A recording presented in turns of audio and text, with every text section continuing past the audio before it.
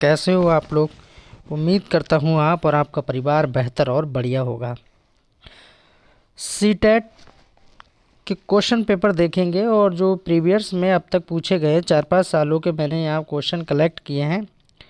और जितने भी भाई बहन यहाँ पर पहली बार सीटेट को दे रहे हैं या जो दे चुके हैं, जिनके कुछ कम नंबर आए हैं, नंबर बढ़ाने के लिए इस एग्ज़ाम में बैठ रहे हैं, वो सभी इस वीडियो को देखें, क्योंकि इसमें हमें पता लग रहा है कि पीछे 4 सालों के मैंने पेपरों के यहाँ क्वेश्चन कलेक्ट किए हैं, किस किस तरह के क्वेश्चन यहाँ पर पूछे गए हैं। चाहे वो जनवरी का स्टार्टिंग हो 2024 का, या फिर जुलाई का पेपर हो, या 19 दिसंबर का हो, सभी क्वेश्चन यहाँ पर देखेंगे और अच्छे क्वेश्चन लिए हैं। तो ये हिंदी का पैरा है, किस तरह से पूछे जा रहे हैं देखिए। यहाँ पर नीचे दी गई कविता की पंक्तियों को पढ़कर सबसे उचित विकल्प का चयन कीजिए। ठीक है, तो यहाँ से 100 से लेके 105 यहाँ पर क्वेश्चन देखेंगे। कट गया है शीश पर, ये शीश है झुका नहीं, राही उसी का नाम है जो राह में रुका नहीं। एक दिन प्रकाश होता कितना भी अंधकार हो, और सत्य की विजय सदा असत्य की हार हो। सच्चाई साथ में रहे कैसा भी अपना अंत हो, और सत्य की विजय सदा असत्य की हार हो। ये हमने क्या पढ़ा, तो यहाँ एक कविता पढ़ी है और इस कविता से रिलेटेड हमें क्वेश्चनों के आंसर देना है। तो 100 नंबर देखते हैं। तो इसमें क्या पूछा जा रहा है कि कविता में डॉट डॉट पर सर्वाधिक बल दिया गया है, किस पे बल दिया गया है। यहाँ पर खाली जगह में हमें भरना है, क्या प्रकाश आएगा, अंधकार आएगा, या फिर हमारा यहाँ पर राह आएगा। किस पर यहाँ पर विशेष बल दिया गया है, तो किस पे दिया गया है, कट गया शीश पर, ये शीश है यानी सर की बात हो रही, झुका नहीं, राही उसी का नाम है जो राह में रुका नहीं। तो किसकी बात हो रही है, सत्य की बात हो रही है। यहाँ गौर से पढ़ेंगे तो आपको सत्य की विजय सदा हो और असत्य की हार हो, यानी सच्चाई की जीत हो और झूठाई की हार हो। तो हम सत्य को टिक करेंगे और बिल्कुल आगे बढ़ जाएंगे। इस तरह से हमें गद्यांश या पद्यांश या कविता से जो पैरा दिया जाता है उसको आराम से हमें हल करना है। 101 देखेंगे, अंधकार डैश का प्रतीक नहीं है। ये चीज़ हमें विशेषकर ध्यान रखना है कि हाँ में पूछ रहा है या ना में पूछ रहा है। तो क्या नहीं है, देखो अंधकार का मतलब क्या है, यहाँ पर बुराई भी है, ठीक है, निराशा भी है और चुनौतियाँ भी हैं, पर समाधान क्या है, पॉजिटिव है, सही है। तो ये आंसर हो जाएगा क्योंकि नहीं में पूछा जा रहा है। नेक्स्ट क्वेश्चन देखते हैं। नेक्स्ट क्वेश्चन 102 नंबर क्वेश्चन देखते हैं। 102 नंबर, कविता के अनुसार राही की विशेषता क्या है। क्या बताई गई है कि हर तरफ से काम निकालना, ठीक है, हर परिस्थितियों में विजयी रहना, नहीं, हर परिस्थिति में कार्यरत रहना, नहीं, हर तरह के मार्ग पर चलते रहना चाहिए। मार्ग मतलब होता है रास्ता यानी रूट, इस पे चलते रहना चाहिए। तो बी बिल्कुल करेक्ट हो जाएगा। 103 देखते हैं, कविता के अनुसार किसी भी स्थिति में सिर नहीं कटना चाहिए, ऐसा नहीं है, ठीक है। अंधकार नहीं होना चाहिए, ये भी गलत है। दुखी नहीं होना चाहिए, ये भी गलत है। स्वाभिमान बना रहना चाहिए। अगर हमारा कॉन्फिडेंस क्लियर होगा, बढ़िया होगा, ज़बरदस्त होगा, तो हम सीटेट में एक बहुत अच्छा स्कोर कर सकते हैं। कविता में भी यही बोला जा रहा है कि स्वाभिमान बना रहना चाहिए।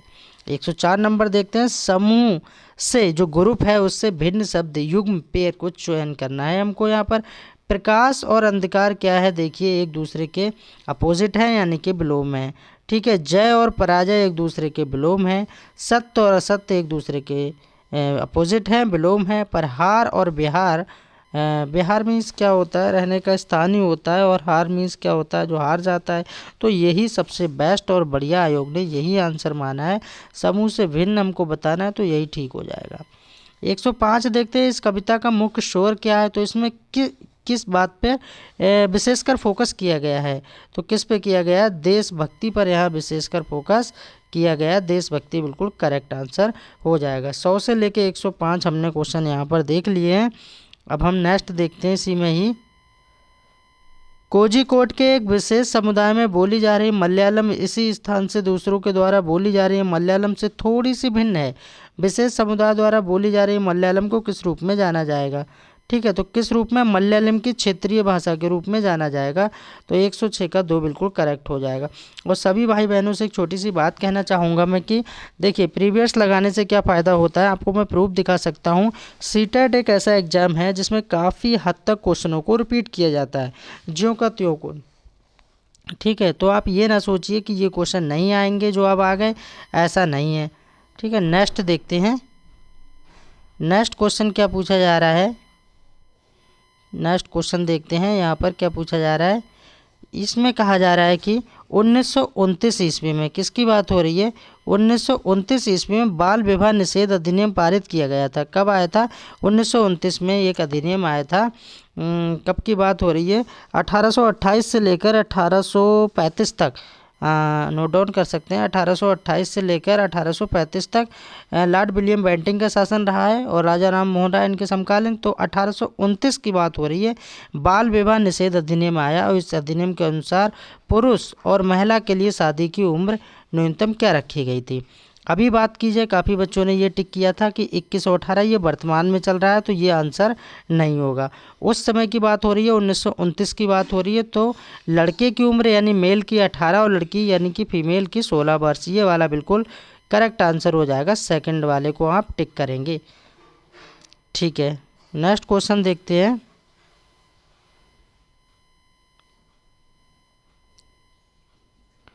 नेक्स्ट क्वेश्चन देखते हैं। नेक्स्ट क्वेश्चन में क्या पूछा जा रहा है, निम्नलिखित में से वायुमंडल का अधिकांश कौन सी दो गैसें पाई जाती हैं? जो वायुमंडल है उसमें सबसे अधिक मात्रा में अधिकांश कौन सी दो गैसें पाई जाती हैं? ठीक है, तो सबसे ज़्यादा आपको पता ही है 78% क्या पाई जाती है? नाइट्रोजन पाई जाती है। तो 78.08% पाई जाती है। तो नाइट्रोजन किस में है? देखिए, कार्बन डाई और ऑक्सीजन 21% पाई जाती है, तो कार्बन डाइऑक्साइड वाला नहीं लेंगे। ओजोन और हीलियम बहुत कम है। ठीक है, तो नाइट्रोजन और ऑक्सीजन यानी नाइट्रोजन और हाइड्रोजन ये भी काट देंगे, तो बचा हमारा तीसरा बिल्कुल सही हो जाएगा, नाइट्रोजन और ऑक्सीजन। बिल्कुल, ऑक्सीजन कितने परसेंट? 21% पाई जाती है। वैसे अगर पूरा पूरा पूछा जाए तो 20.20% पाई जाती है और नाइट्रोजन 78.08% पाई जाती है। तो हमारा थर्ड वाला बिल्कुल करेक्ट हो जाएगा। नेक्स्ट देखते हैं। नेक्स्ट हमसे पूछा जा रहा है कि स्त्री पुरुष तुलना नामक पुस्तक की रचना निम्नलिखित में से किस सुधारक द्वारा की गई थी?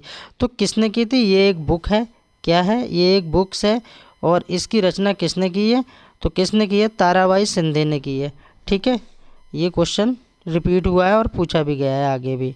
नेक्स्ट क्वेश्चन देखते हैं। नेक्स्ट क्वेश्चन क्या पूछा गया है, कथन ए और बी पर ध्यान देना है। कथन ए और बी को बिल्कुल ध्यान से पढ़ना है। और इसमें क्या पूछा जा रहा है, कथन में कहा जा रहा है 1770 में बंगाल में एक भयानक अकाल ने लगभग 1 करोड़ लोगों को मार डाला था। क्या ये स्टेटमेंट ठीक है? हाँ, तो ये बिल्कुल स्टेटमेंट ठीक है। 1770 में बंगाल में एक भयानक अकाल पड़ा था जिसमें 1 करोड़ लोग मारे गए थे। बी में कहा जा रहा है इस अकाल में बंगाल की 1/3 लगभग 1/3 यानी कि 1/3 आबादी ख़त्म हो गई थी। तो ये भी स्टेटमेंट बिल्कुल करेक्ट है, यानी कि दोनों की दोनों बिल्कुल सही हैं। तो दोनों वाला हमारा सही हो जाएगा कि ए और बी दोनों बिल्कुल सही है। नेक्स्ट देखते हैं। नेक्स्ट क्वेश्चन है कि हमारा सौर परिवार निम्नलिखित खगोलीय पिंडों से बना है। तो किस से बना है? कौन? हमारा सौर परिवार किससे बना है? खगोलीय पिंड कौन कौन से हैं? तो ठीक है, सूर्य आएगा इसमें, सूर्य भी है, ग्रह भी है, उपग्रह भी है और क्षुद्र ग्रह भी है और उल्का पिंड भी है। तो ये बिल्कुल करेक्ट हो जाएगा। ये सारे के सारे क्वेश्चन एसएसटी और मैंने हिंदी के लिए हैं। ठीक है, नेक्स्ट क्वेश्चन देखते हैं। यहाँ पर 32, इसमें क्या पूछा जा रहा है, डैश के कारण लद्दाख को छोटा तिब्बत भी कहा जाता है। तो किसको छोटा तिब्बत कहा जाता है? किस कारण कहा जाता है? किस यहाँ पर धार्मिक समानता के कारण या भौगोलिक समीप के कारण या समान भोजन के कारण या भाषाई समानता के कारण? तो किसके कारण कहा जाता है? तो यहाँ पर जो डी है भाषाई समानता के कारण नहीं कहा जाता है, इसको हटा देंगे। बाकी ए और बी और सी को हम ले लेंगे। तो पहला वाला बिल्कुल ठीक हो जाएगा, ए बी सी तीनों ठीक हैं। भौगोलिक समीप और धार्मिक समानता और समान भोजन के आधार पर लद्दाख को छोटा तिब्बत भी कहा जाता है।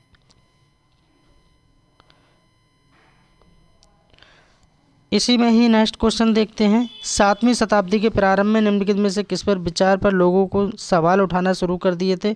सभी व्यक्ति जन्म के समय समान होते हैं, क्या ये है? केवल मानव जाति जीवन के अंत चक्रों से गुजरते हैं। व्यक्तिगत प्रयासों से पुनर्जन्म के चक्र से छुटकारा पाया जा सकता है। सामाजिक विशेषाधिकार के किसी का जन्म का परिणाम नहीं है। तो ये बिल्कुल सही हो जाएगा। नेक्स्ट देखते हैं। नेक्स्ट हमसे पूछा जा रहा है, पृथ्वी के चारों ओर फैली वायु की पतली परत को वायुमंडल कहते हैं। क्या चीज़ वायु को पृथ्वी के चारों ओर बनाए रखती है? तो क्या बनाए रखती है? पृथ्वी का गुरुत्वाकर्षण बल। ये याद रखना है, भूलना नहीं है। नेक्स्ट क्वेश्चन देखते हैं हम। अच्छा क्वेश्चन है, पेडागोजी का क्वेश्चन है, थोड़ा सा छोटा कर लेते हैं, आराम से देखते हैं बढ़िया से इसको। ऐसे क्वेश्चन रिपीट होते हैं। चलिए इसको देखते हैं। एक समावेशी कक्षा में शिक्षक को क्या करना चाहिए? कक्षा कैसी है? समावेशी है। और एक किसको? टीचर को क्या करना चाहिए? एक टीचर की बात हो रही है, एक शिक्षक की बात हो रही है। आसक्त अधिगमकर्ताओं के प्रति दया एवं सहानुभूति का भाव प्रदर्शित करना चाहिए। क्या ऐसा करना चाहिए? 2 में कह रहा है बच्चों को अपाहिज बच्चा, मंदबुद्धि बच्चा आदि के रूप में वर्गीकृत करना चाहिए। ऐसा बिल्कुल नहीं करना है, अलग नहीं करना है। केवल प्रतिभाशाली एवं योग्य बच्चों पर ध्यान देना चाहिए। केवल वाले वर्ड अगर जहाँ मिल जाएं आपको नेगेटिव को दर्शाते हैं। अगर पॉजिटिव पूछा जा रहा है तो ऐसे वर्ड को हटा देंगे, आंसर हमारा नहीं हो सकता। डी पढ़ते हैं कि ये विश्वास करना चाहिए कि प्रत्येक बच्चे में अपनी योग्यता एवं शक्ति के अनुरूप सीखने की क्षमता है। हाँ, ये बात बिल्कुल ठीक है। तो समावेशी कक्षा में एक शिक्षक को, एक टीचर को ऐसा करना चाहिए। 4th वाला बिल्कुल करेक्ट हो जाएगा। नेक्स्ट देखते हैं। नेक्स्ट क्या पूछा जा रहा है क्वेश्चन? नेक्स्ट पूछा जा रहा है, शिक्षक कक्षा में पढ़ने में ध्यान न देने वाले बच्चों से किस प्रकार का बर्ताव कर सकते हैं? जो बच्चे पढ़ नहीं रहे हैं तो कैसा बर्ताव कर सकते हैं? पूरी कक्षा के सामने उन्हें बार बार डांटेंगे। आप एक अध्यापक हैं या अध्यापिकाएं हैं, ऐसा नहीं करना है, ठीक है।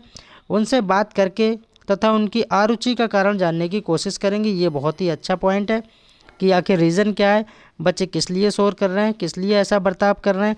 उन्हें गृह कार्य के रूप में अत्यधिक वर्कशीट देंगे, नहीं करना है। बच्चों को कक्षा से बाहर कर देंगे, ऐसा भी नहीं करना है।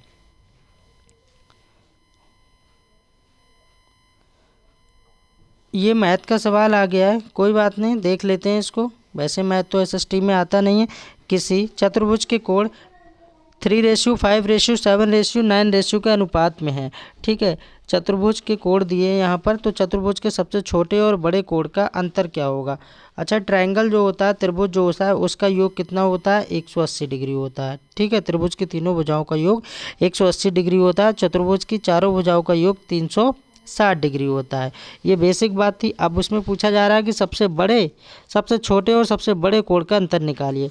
तो हम क्या करेंगे? 9, 7, 3, 10, 5, 15, 5, 20, 4, 24, इस तरह से हम इनका टोटल कर लेंगे। तो टोटल इनका कितना आ जाएगा? 24 आ जाएगा, ठीक है। और एक एक को हम यहाँ पर रख लेंगे, तो आराम से बना लेंगे, कोई दिक्कत नहीं। 3/24 करेंगे, 3 एकम 3 और 3 अट्ठे 24 कट जाएगा ये। और इधर 8 चौक 32, 40, ठीक है। तो इस तरह हम आराम से निकाल लेंगे। तो यहाँ से कितना आ जाएगा? 90 डिग्री आ जाएगा। बहुत कुछ है नहीं, क्यों बड़ा और छोटे की बात यहाँ पर की गई है। और उन दोनों कोणों का अंतर निकाल लेंगे।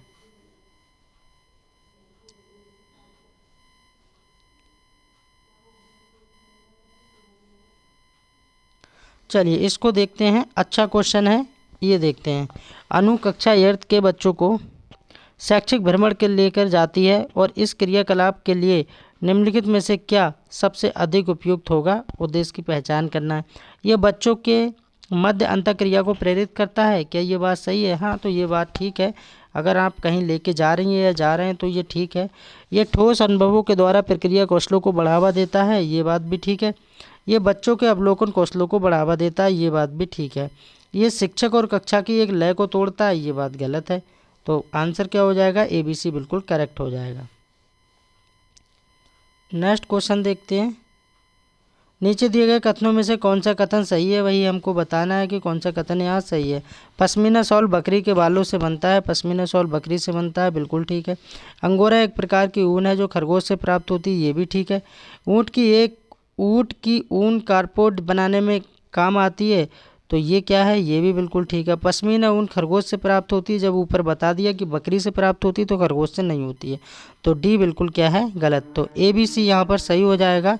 ए बी सी बिल्कुल करेक्ट आंसर हो जाएगा, लेकिन ऐसा विकल्प में नहीं दिया है। ठीक है,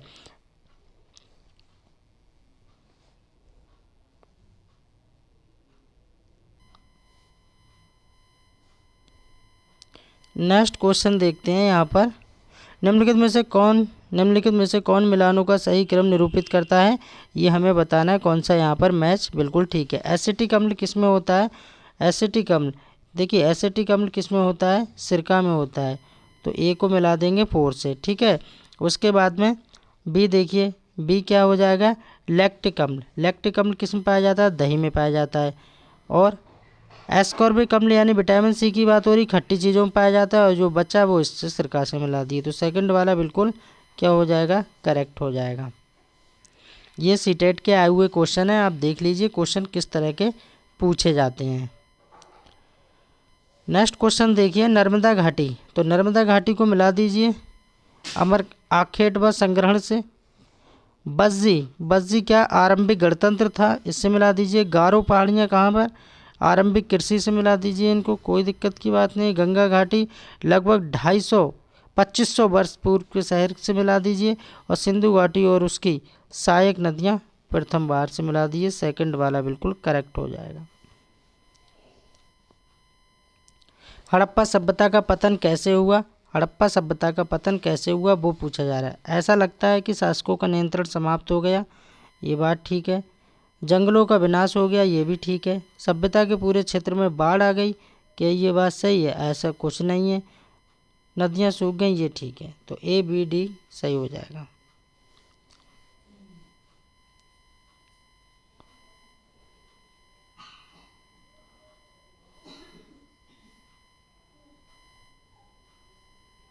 नेक्स्ट क्वेश्चन देखते हैं, खिलजी और तुगलक वंश के अंतर्गत प्रशासन और समेकन के संदर्भ में क्या सही है?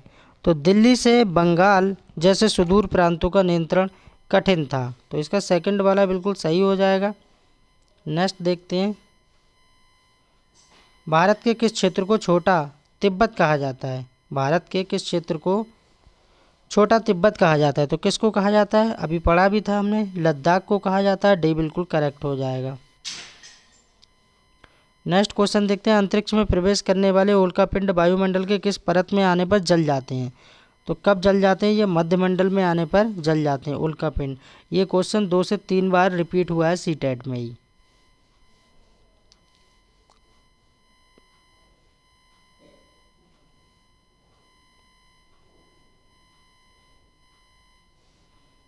चलिए इसको देखते हैं, प्रदूषित रहित हवा का अधिकार भारत में किस मौलिक अधिकार के भाग के रूप में स्वीकार किया गया है? तो कौन सा? जीवन के रूप में किया गया है। पहला बिल्कुल करेक्ट हो जाएगा, लाइफ के रूप में। नेक्स्ट क्वेश्चन देखते हैं, 2 नंबर, भारत का वर्णन करने के लिए विविधता में एकता मुहावरे का निर्माण किसने किया था? ये पीछे भी पूछा गया है, ये भी क्वेश्चन 2 से 3 बार पूछा गया है सीटेट में ही, कि विविधता में एकता का मुहावरा अभी 24 में भी पूछा गया, पंडित जवाहरलाल नेहरू ने दिया था। लोकसभा में कितने सदस्य मनोनीत होते हैं, ना कि मतदान द्वारा चुनकर आते हैं? तो कितने? 2 सदस्य। 2 बिल्कुल करेक्ट हो जाएगा। नेक्स्ट क्वेश्चन देखते हैं, 2006 में नेपाल में सरकार का रूप प्रजातंत्र से क्या हो गया था? लोकतंत्र हो गया। पहले क्या था? राजतंत्र था, राजतंत्र से बदल के क्या हो गया? राजतंत्र मतलब राजा का शासन। इसके बाद क्या हो गया? लोकतंत्र हो गया, यानी लोगों का, यानी पब्लिक का, यानी कि जनता का शासन। कब हुआ था? 2006 में हुआ था। तो यहाँ पर लोकतंत्र बिल्कुल सही हो जाएगा। नेपाल ने 1990 में अपना संविधान अपनाया था। कब? 1990 में अपनाया था। पहले राजा का शासन 2006 से पहले क्या राजा का शासन चलता था, और 2006 से क्या हो गया? लोकतंत्र हो गया। ये बिल्कुल बात याद रखना है। जन स्वास्थ्य के क्षेत्र में कोस्टा रिका उपागम किसे कहा जाता है? सैन्य बल न रखना ताकि जन स्वास्थ्य पर ज़्यादा खर्च किया जा सके, उसके लिए क्या कहते हैं? कोस्टा रिका कहा जाता है। दिसंबर 2019 पेपर सेकंड, ये देखिए यहाँ से अब हम फिर से हिंदी के क्वेश्चन देखेंगे, क्या क्या क्वेश्चन यहाँ पर पूछे गए हैं। तो सबसे पहले हम गद्यांश को पढ़ते हैं, और गद्यांश को पढ़ने के बाद हम प्रश्नों के उत्तर देंगे।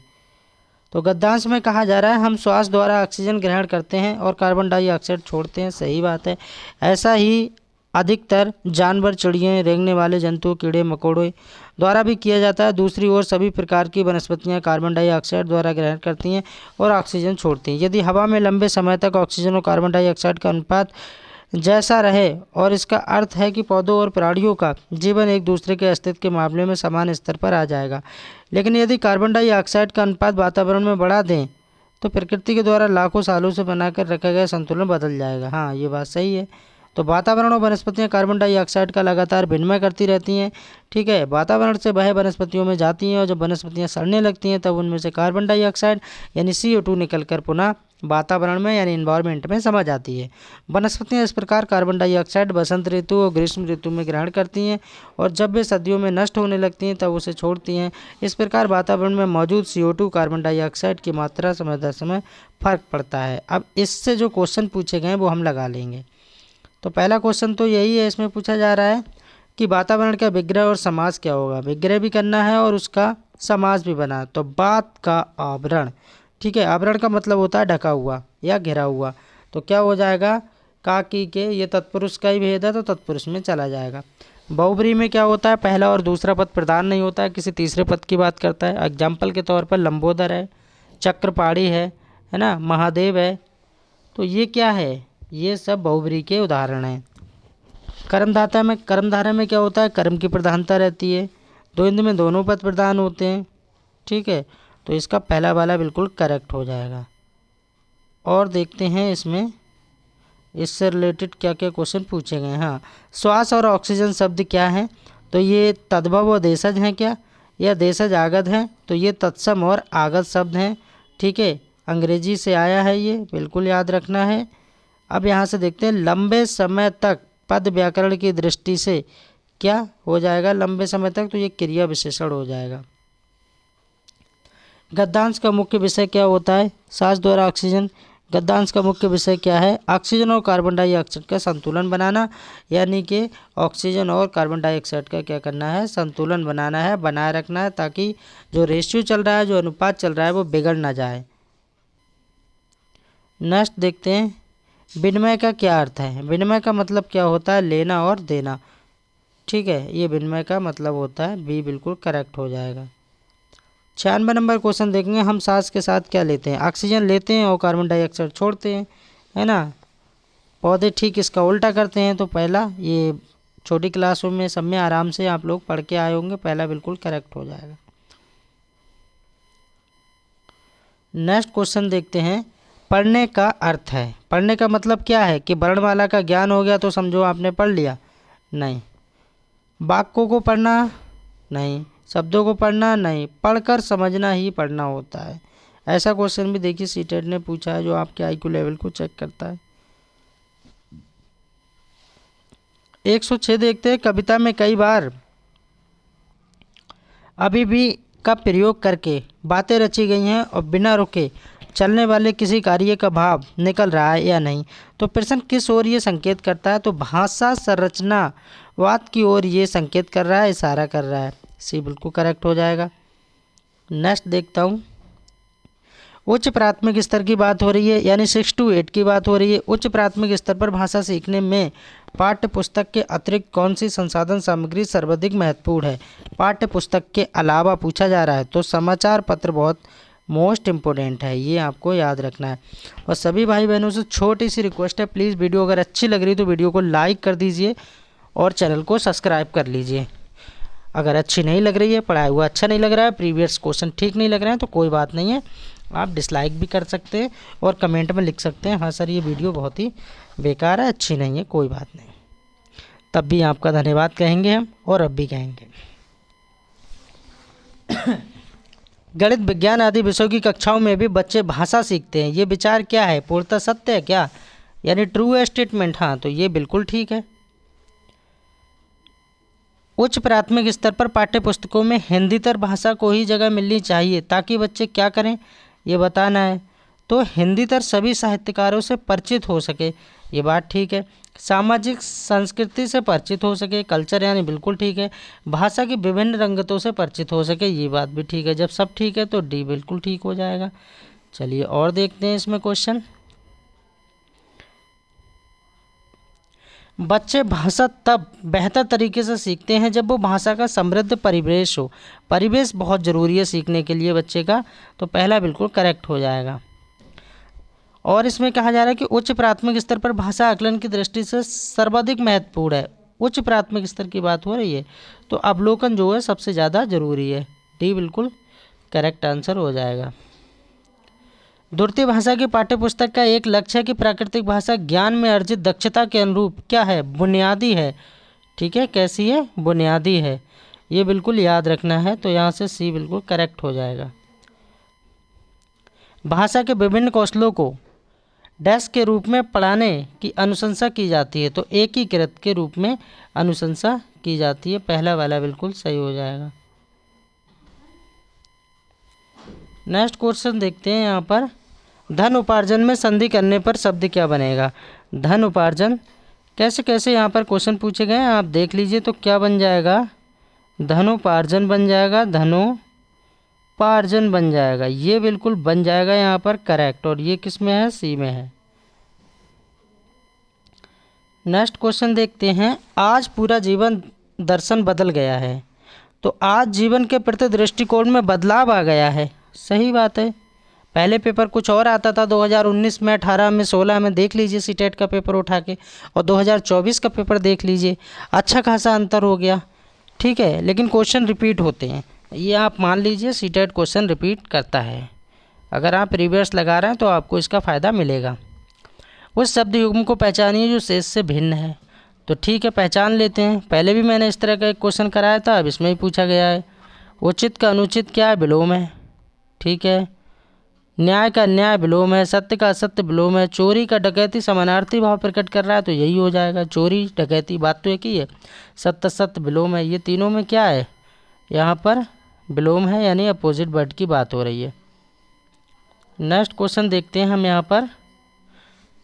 नेक्स्ट क्वेश्चन देखते हैं, मनुष्य तभी सुखी कहा जा सकता है जब, मनुष्य को कब सुखी कहा जा सकता है, मनुष्य तभी सुखी कहा जा सकता है जब उसके पास सुख के साधन हो। सुख के साधन हो ऐसा नहीं है, उसे उत्तरदायित्व निभाना आता हो। ठीक है, उसे आत्मिक ज्ञान हो, तभी वो अपने आप को सुखी कह सकता है। तीसरा वाला बिल्कुल यहाँ पर सही है लग रहा है। सुख साधन का विग्रह और समास बताइए। सुख साधन का, सुख और साधन, तो सुखों के साथ साधन, सुखों के साथ साधन तत्पुरुष, सुख और साधन द्वंद्व। हाँ, सुख और साधन द्वंद्व, डी बिल्कुल सही हो जाएगा। नेक्स्ट देखते हैं, 8वीं कक्षा में मुदित पढ़ते समय परेशानी का अनुभव करता है, संभवतः मुदित से ग्रस्त है। तो पढ़ते समय उसको दिक्कत हो रही है, अगर लिखते समय होती तो डिस्ग्राफिया हो जाता, पढ़ते समय दिक्कत हो रही है तो डिसकैलकुलिया होगा। ठीक है, और अगर बच्चा कैलकुलेशन नहीं कर पाता तब हम क्या लगाते, डिसकैलकुलिया लगाते। ये बात आपको याद रखना है।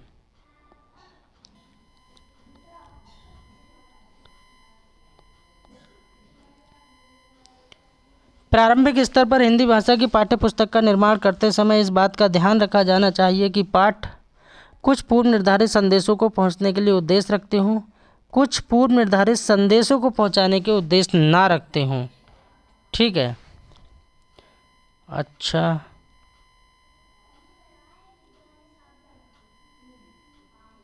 हाँ, तो इसका सेकंड वाला ठीक हो जाएगा। बच्चों में पढ़ने पढ़ाने की कुशल का भी विकास करें, बच्चों को साहित्यिक लेखन की क्षमता का ही विकास करें, कुछ पूर्व निर्धारित संदेशों के पहुंचाने में उद्देश्य ना करें। प्रारंभिक स्तर पर हिंदी भाषा की पाठ्यपुस्तक का निर्माण करते समय इस बात का ध्यान रखा जाए। यहाँ पर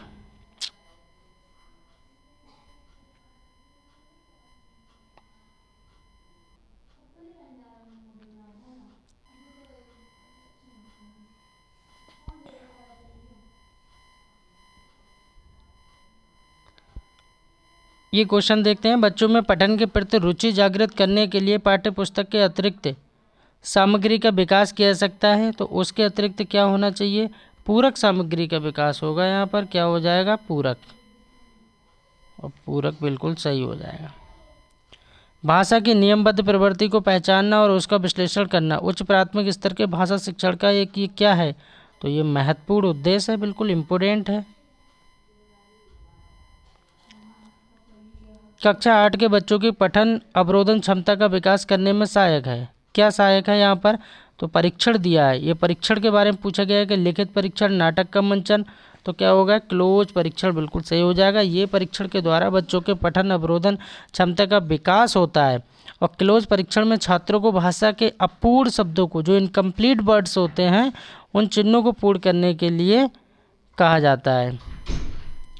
उच्च प्राथमिक स्तर पर बच्चों के भाषा विकास की दृष्टि से सबसे कम महत्वपूर्ण है, तो सबसे कम महत्वपूर्ण क्या होता है, श्रुतिलेख, यानी सुनकर लिखा जाता है श्रुतिलेख।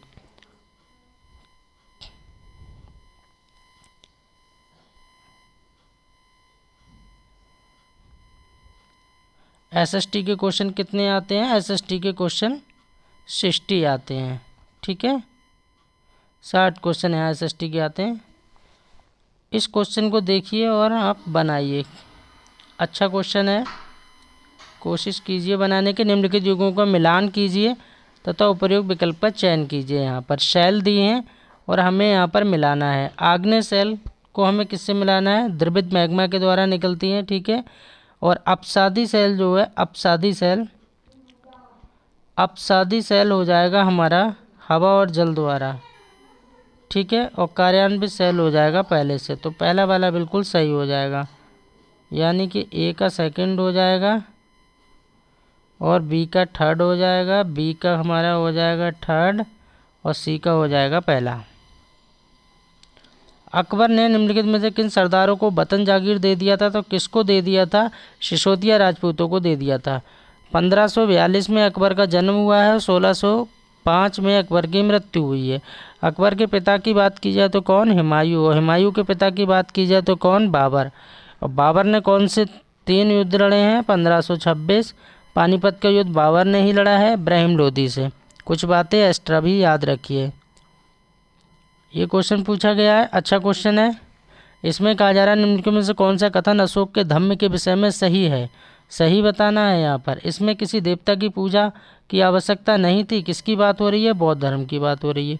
कौन सी, बौद्ध धर्म की। कलिंग युद्ध के बाद अशोक ने अपने आप को बदल दिया था, 261 ईसा पूर्व की बात हो रही है। इसमें किसी बलि कर्मकांड की आवश्यकता नहीं थी, ये बात भी ठीक है। धर्म के प्रचार बुद्ध के उपदेशों से प्रेरित थे, बिल्कुल, क्योंकि लीडर कौन थे इस धर्म के, भगवान बुद्ध थे, ठीक है। लोगों को धर्म की शिक्षा देने के लिए अशोक ने बौद्ध भिक्षुकों की नियुक्ति की थी, ये बात गलत है, ठीक है। महेंद्र और संघमित्रा को अशोक ने भेजा तो था लेकिन नियुक्ति नहीं की थी, ठीक है। तो इसका आंसर क्या हो जाएगा, ABC बिल्कुल सही हो जाएगा, ABC बिल्कुल यहाँ पर सही हो जाएगा। इस क्वेश्चन को देखिए, ये भी क्वेश्चन अच्छा है। कॉफ़ी क्या है, कॉफ़ी क्या ठंडी जगह होती है, गर्म जलवायु में उच्च वर्षा में होती है, इससे मिला दीजिए। और चाय जो है ठंडी, चाय ठंडी और शुष्क जलवायु में होती है, तो यहाँ पर दोनों ही मैच नहीं कर रहे हैं, तो ये वाला सही हो जाएगा। ना पहला मैच कर रहा है ना दूसरा मैच कर रहा है, ठीक। नेक्स्ट देखते हैं, नेक्स्ट क्या है, नीचे 2 कथन दिए गए हैं, उसके अनुसार बताना है। श्री नारायण गुरु के संदर्भ में बताना है, कौन किसके, श्री नारायण गुरु के संबंध में बताना है। उनके अनुसार सारी मानवता की एक ही जाति थी, बिल्कुल सही है ये। उनके अनुसार मानवता की जो मानव है, जो इंसान है, उनकी एक ही जाति होती है। उन्होंने सभी गुरुओं में विश्वास रखने को लिए प्रेरित किया, ये भी ठीक है, ठीक है। पूछा जाता है कि श्री नारायण गुरु के संदर्भ में ये कौन सी जाति से बिलोंग करते थे, एजहाबा जाति थी, कौन सी, एजहाबा, ये याद रखना है, एजहाबा जाति थी, क्योंकि आगे वाली शिफ्टों में आपसे पूछा जा सकता है। एजहाबा जाति के थे ये, और केरल में जन्म हुआ था। नारा इन्होंने दिया था, वो भी पूछा जाएगा कूट के माध्यम से। नारा दिया था ओरू जाति ओरू मातम और ओरू दैवम मनुष्चानु, ये बताया गया था। स्थापना कब की थी इन्होंने, 1902 में की थी। ये बातें याद रखना, आने वाली शिफ्टों में पूछा जा सकता है। पृथ्वी की शैलें वे शैलें जो पृथ्वी के निर्माण के 30 करोड़ वर्ष पश्चात बने, कितने, 30 करोड़ वर्ष पश्चात, तो पश्चिमी ऑस्ट्रेलिया में स्थित हैं पृथ्वी की शैलें जो पृथ्वी के निर्माण के लगभग 30 करोड़ वर्ष पश्चात बनी थी, पहला बिल्कुल सही हो जाएगा। और भी आपसे पूछा जा सकता है यहाँ पर, पश्चिमी ऑस्ट्रेलिया पृथ्वी पर कुछ सब में पुरानी चट्टानें हैं, ये भी याद रखना है। निम्नलिखित में से कौन केसरी नामक अखबार जो ब्रिटिश शासन का कट्टर आलोचक बन गया था, उसका संपादक किसने किया था? तो बाल गंगाधर तिलक ने किया था, ये आपको याद रखना है। नेक्स्ट देखते हैं हम, वायुमंडल की किस परत में वायु की बहुत पतली परत होती है? तो किस में होती है बहुत पतली परत, किस में होती है? बहिर्मंडल या वायुमंडल। तो वायुमंडल बिल्कुल सही हो जाएगा, महामंडल। नेक्स्ट देखिए, नेक्स्ट क्वेश्चन क्या पूछा जा रहा है, निम्नलिखित में से कौन सा ग्राम भोजक के लिए सही नहीं है? किसके लिए? ग्राम भोजक के लिए सही नहीं है। इसकी ज़मीन पर इनके दास और मजदूर काम करते थे। गांव का कर वसूलने का काम राजा अक्सर इन्हें सौंपते थे। तीसरा वाला बिल्कुल ठीक है, यह न्यायाधीश और पुलिस का काम नहीं करते थे, बाकी सारा करते थे। अक्सर एक ही परिवार के लोग इस पर कई पीढ़ियों तक बने रहते थे। ग्राम भोजक। ग्राम भोजक प्राचीन भारत में एक महत्वपूर्ण ग्राम प्रमुख था, जो अक्सर गांव और राजा के बीच मध्यस्थता का काम करता था। एक प्रकार से क्या होता था, लोग खरीद लेते थे, ज़मीनें उम्मीदें नाम करवा लेते थे। ठीक है, इसमें बहुत बड़ा डिटेल में पढ़ेंगे तो आपको ज़रा पता लगेगा अच्छे से, बहुत कुछ बदलाव होता था इसमें।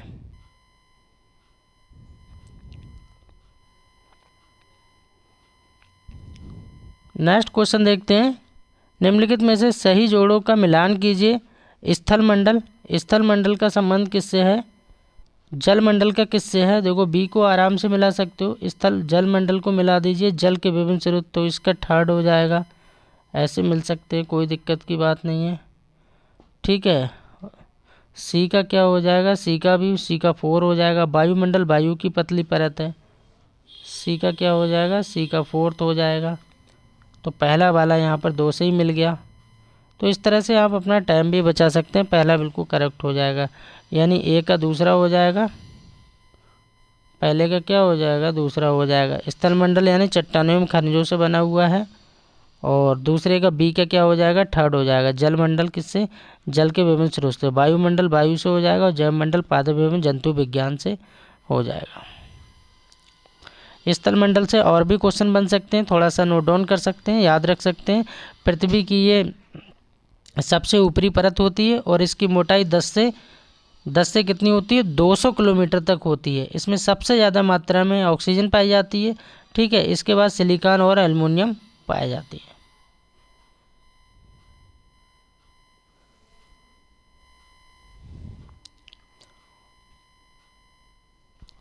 अतीत के व्यक्तियों व वस्तुओं के संदर्भ में निम्नलिखित का मिलान कीजिए और सही विकल्प का चयन कीजिए। बोरीगाजा क्या था? श्रेणी क्या था? और अरेटाइन पात्र क्या था? गृहपति क्या था? ये क्वेश्चन एनसीईआरटी में दिया हुआ है, अगर आपने पढ़ा होगा तो आराम से बता सकते हैं, कोई दिक्कत की बात नहीं है। पहले का दूसरा हो जाएगा। बोरीगाजा क्या था? भरूच को कहा जाता था। और बी का 4th हो जाएगा। श्रेणी यानी शिल्पकारों एवं व्यापारियों के संघ था ये श्रेणी, जिसको गिल्ट के नाम से भी जानते थे, ये भी याद रखना। श्रेणी मिले या गिल्ट मिले आप लगा सकते हैं। और सी का पहला हो जाएगा। एरेंटाइन पात्र क्या? मोर लगे लाल चमकदार बर्तन हुआ करते थे। ठीक है, और गृहपति किसको कहा जाता था? तो डी का 3rd हो जाएगा, यानी स्वतंत्र कृषक को कहा जाता था। ये आपको याद रखना है। और भी यहाँ पर बातें, किसानों की सबसे निचली श्रेणी को क्या कहा जाता था? कृषक दास कहा जाता था, ये भी याद रखना, क्योंकि पूछा जा सकता है। क्या? सबसे निचली उसको कृषक दास कहा जाता था, कृषक दास कहा जाता था। सल्तनत काल में खोट और मुकद्दम को किसानों की सर्वोच्च श्रेणी में रखा गया था सबसे ज़्यादा। आगे पूछा जा सकता है, 1846 में गैलिवेंसियन हत्याकांड में कृषि दासता के खिलाफ विद्रोह हुआ था। ठीक है, पहले क्या हुआ था? भरूच को गुजरात में भड़ौच के नाम से जाना जाता है। सबके बारे में यहाँ पर डिटेल में लिख दिया है कि भरूच को गुजरात में भड़ौच के नाम से जाना जाता था, और 3री शताब्दी में इसे बरूगाजा कहते थे। और ये कहाँ पर है? नर्मदा नदी के तट पर स्थित है। भरूच में गुजरात का सबसे बड़ा लिक्विड गार्गी टर्मिनल है। ये इतनी सारी बातें मैंने आपको इससे रिलेटेड क्यों बताई? इसलिए बता दी क्योंकि कूट में आपसे कुछ भी पूछा जा सकता है। तो ठीक है, आपको गलत करके नहीं आना है, इसीलिए बताने का मतलब यही है। सामाजिक विज्ञान में परियोजना पद्धति में शामिल है। तो क्या क्या शामिल होता है? गतिविधि, चर्चा, वर्णन, प्रयोग, क्या शामिल होता है? तो यहाँ पर तीनों की तीनों ये तीनों शामिल हो जाएंगे, ए बी सी। पर डी नहीं होगा, वर्णन नहीं होगा। ठीक है, इसको हमें शामिल नहीं करना है, तो डी बिल्कुल यहाँ से करेक्ट हो जाएगा। वर्णन क्या है? वर्णन का संबंध अधिकतर कहानी सुनाने में या घटनाओं का वर्णन करने में किया जाता है। ठीक है, पूर्वी भारत में क्या होता है? विशेष रूप से झारखंड और उड़ीसा की बात कर रहे हैं पूरब में, तो विशेष रूप से झारखंड और उड़ीसा और पश्चिम बंगाल आदिवासी समुदायों की सबसे अधिक सांद्रता है, ये याद रखना है। भारत के किस क्षेत्र में आदिवासी समुदायों की सघनता सबसे अधिक है? तो पूर्वी क्षेत्र में, जैसा अभी बताया था हमने, ये क्वेश्चन का पहले ही विश्लेषण कर दिया, कोई दिक्कत नहीं, पूर्वी भारत हो जाएगा इसका। भारत के किस क्षेत्र में आदिवासी समुदाय की सघनता सबसे अधिक है? तो झारखंड, उड़ीसा, ऐसे बिल्कुल याद रखना है सबसे ज़्यादा। निम्नलिखित में से कौन सी स्थिति किसी विद्यालय में लिंग तटस्थ वातावरण का उदाहरण है? लड़कियों के एक समूह द्वारा रंगोली बनाना, लड़कों के एक समूह द्वारा वार्षिकोत्सव में मदद करना, लड़कियों के एक समूह द्वारा नृत्य प्रतियोगिता में तैयारी करना, या लड़कों के समूह द्वारा अतिथियों के लिए जलपान करना। इसका आंसर आपको कमेंट में बताना है। देखते हैं आप लोग कितने लोग इसका सही आंसर देते हैं।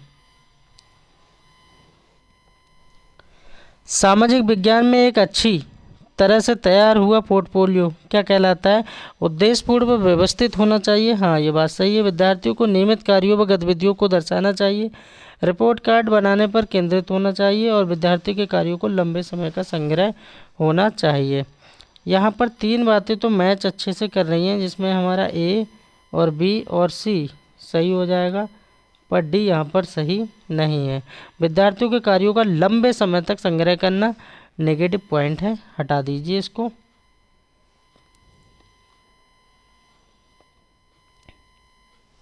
कक्ष की दीवारों पर भारतीय संविधान में उद्धृत मौलिक अधिकारों और कर्तव्यों को लिखा गया। ये बच्चे को मुख्यतः अवलोकन के द्वारा, किसके द्वारा? अवलोकन के द्वारा सिखाता है। अवलोकन का है हमारा यहाँ पर है, तो इसको करेक्ट कर लेंगे। भेदभाव विषय पर चर्चा करने के लिए इनके में से कौन सा संसाधन प्रासंगिक है? मानव अधिकारों की वैश्विक घोषणा, डॉक्टर BR अम्बेडकर के भारत लौटने के पश्चात रहने हेतु स्थान ढूंढने के अनुभव का वृत्तांत, बिल्कुल सही हो जाएगा। और हिंदी का हम फिर से देखेंगे, क्योंकि हिंदी दो हिंदी आती हैं, हिंदी फर्स्ट और हिंदी सेकंड। आप लैंग्वेज के रूप में सेलेक्ट कर सकते हैं, तो यहाँ पर सेकंड हिंदी का ये दिया है, इसके बारे में देख लेते हैं गद्यांश को, और इस गद्यांश में क्या है और कितने क्वेश्चन मिलेंगे यहाँ पर।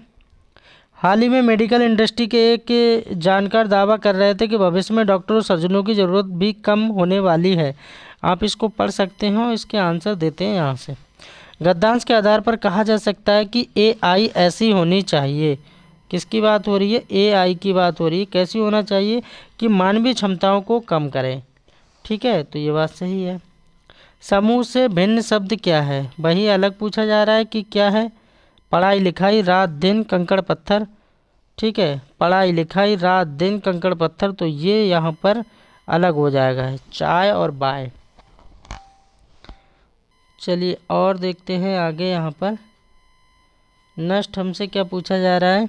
मानवीय शब्द में प्रत्यय कौन सा है? मानवीय शब्द में ये प्रत्यय है। देखिए, इस तरह के सवाल अच्छे खासे पूछे जाते हैं, इसी में ही, अलग से नहीं पूछे जाते हैं। AI शारीरिक रूप से जुड़े कार्यों पर संभवतः सबसे कम प्रभाव डाले। इसमें कौन सा कार्य प्रभावित नहीं होगा? तो कौन सा नहीं होगा? मेडिकल तो बिल्कुल होगा, शिक्षण एजुकेशन बिल्कुल होगा, खेतीबाड़ी, आविष्कार भी बिल्कुल होगा, पर खेती-बाड़ी पे कोई फर्क नहीं पड़ेगा। AI को जन्म देने वाला कारक कौन सा है? तो कौन है? मानव है। मानव ही AI को जन्म दे रहा है। AI का अर्थ क्या है? तो AI का फुल फॉर्म ही पूछ लिया, तो आर्टिफिशियल इंटेलिजेंट हो जाएगा, यानी सेकंड वाला बिल्कुल ठीक हो जाएगा। और AI से शिक्षा जगत भी प्रभावित होगा। ये प्रभाव क्या है? पॉजिटिव है, यानी कि सकारात्मक है। चिकित्सा से जुड़े कार्य करने में AI भविष्य में क्या सहयोग करेगा? तो केस स्टडी बना देगा। ठीक है, ये इससे रिलेटेड क्वेश्चन थे। अब हम गद्यांश फिर से पढ़ रहे हैं। इसमें प्रश्न उठता है कि प्राण का शरीर के साथ बेहतर तालमेल कैसे बैठा के रखें। इसको पढ़ना है और इसके आंसर देना है। जीवन के लिए सर्वाधिक महत्वपूर्ण है क्या? योग के माध्यम से प्राणायाम करना। इसमें पूरे उसमें योग की बातें की गई हैं, आराम से पढ़ेंगे तो सारे क्वेश्चनों के आंसर मिल जाएंगे। ये नंबर बढ़ाने का अच्छा तरीका है कि आप अच्छे से पढ़ें और इसमें नंबर आपके काटेंगे नहीं। दूसरा देखते हैं, विशेषण शब्द का उदाहरण नहीं है। किसमें विशेषण शब्द का उदाहरण यहाँ पर नहीं है वो बताना है। ठीक है, तो संतुलित, स्वास्थ्य, स्वास्थ्य, व्यवस्थित, इसका भी आंसर आपको कमेंट में देना है। सिर्फ 2 क्वेश्चन आपके लिए मैं कमेंट में दे रहा हूँ, एक हिंदी का और एक वो। 131 का क्या है? प्राणवायु को सशक्त बनाने के अभ्यास में है, तो किसके है? योग में है। योग बिल्कुल ठीक हो जाएगा।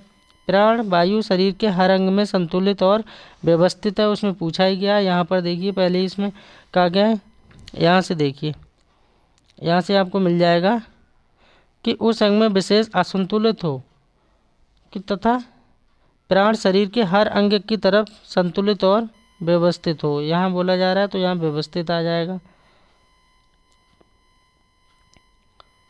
आगे कहा जा रहा है रोग का कारण है, तो रोग का कारण क्या है? किस तरह से?